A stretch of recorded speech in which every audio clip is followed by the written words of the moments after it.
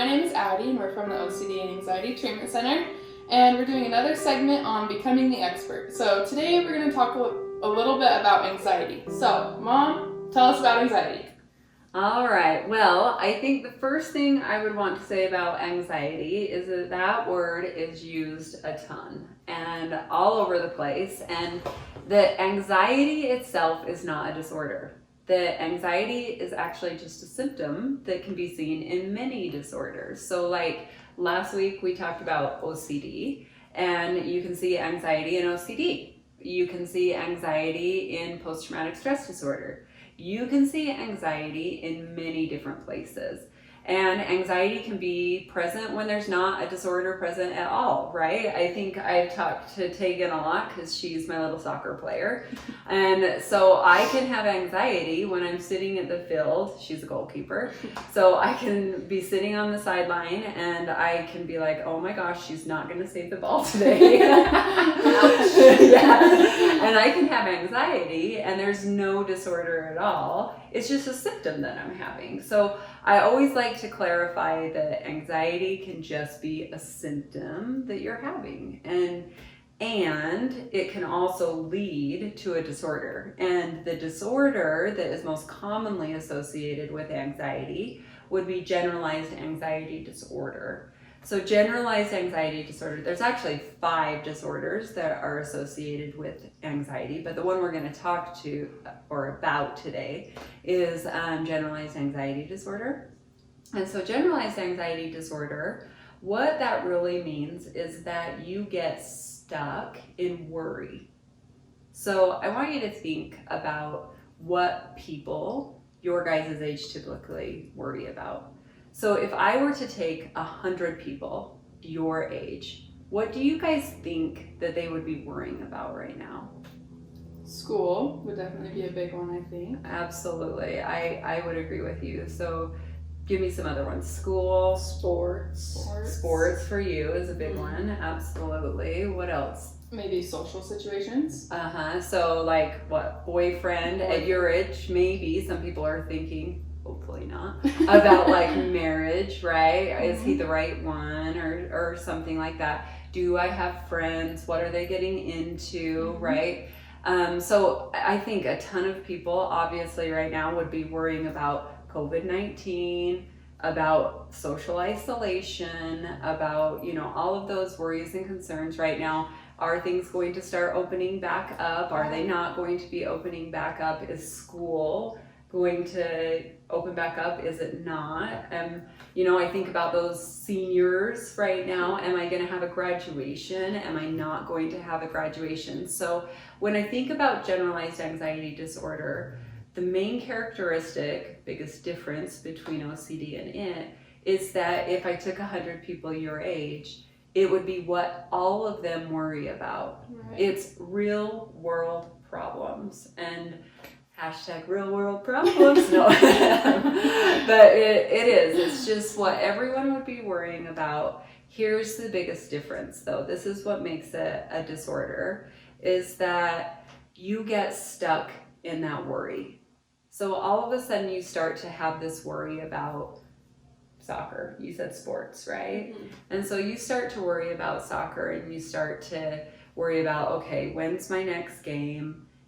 What am I going to do? I wonder if I'm going to catch the ball. I wonder if a goal is going to go in.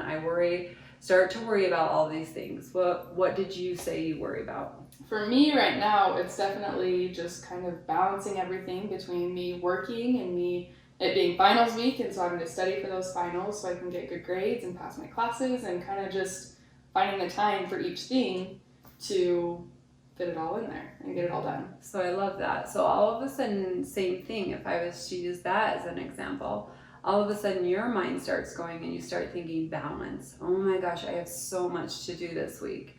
I have finals week. I have accounting finals, right? Yes. I've got equations going on in my head. I also have a boyfriend, and that's important to me. And how do I balance that? I have a mom that never stops nagging me. I've got work that I've got to think about and how to balance that. I also have sisters that it's important. You know, I've got to get my mom Diet Coke once in a while or she goes crazy. Always, you know? All these things that really people start worrying about. And then that just starts replaying in their mind. And a lot of times with anxiety disorders, instead of doing things like problem solving, which is the next step, right? Mm-hmm. That's what we would hope you would do. You would start being like, okay, so what I can do today is I can get my mom a Diet Coke.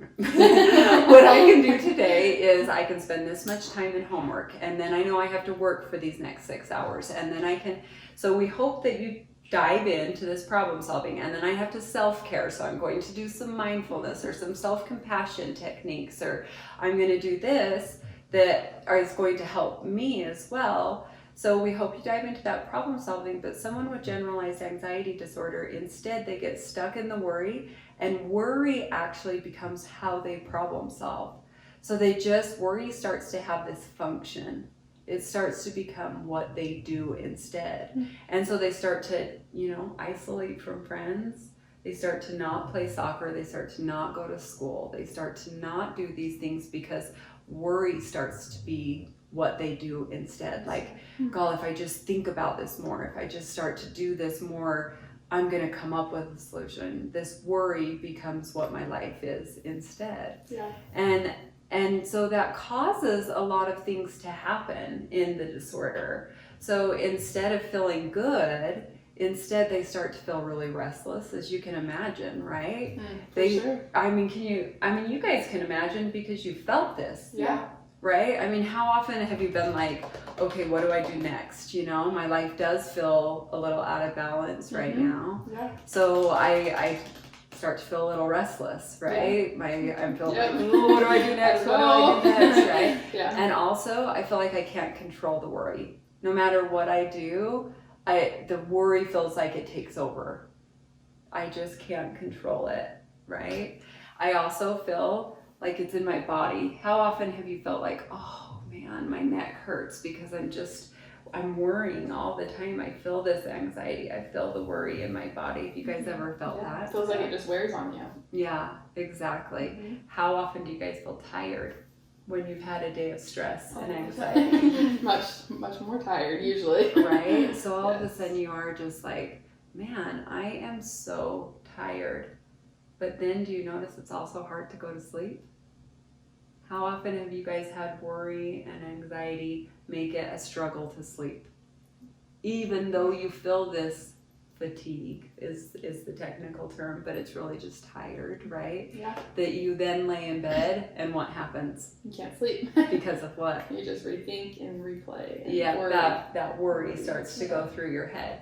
So these are the things that make it a diagnosis. These are the things that make it generalized anxiety disorder, are these characteristics. You start to feel restless, you start to feel fatigued, you start to feel muscle tension, you start, to feel all these different symptoms because this worry that takes over.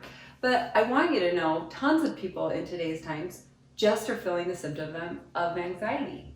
Yeah. Fear, uncertainty, worry, anxiety. This is what they're feeling because of the things that you guys talked about at the very first. That if we took 100 people your age, real world problems. Right. And so I want people to know that there's a ton of things that you can do when you start to feel these symptoms of anxiety, this idea of worry that tends to get stuck for you guys. And I named a couple of them. The first thing to do is to not let that worry take over and control you. So specify a time. All of a sudden say to yourself, okay, I am going to give myself some time to worry.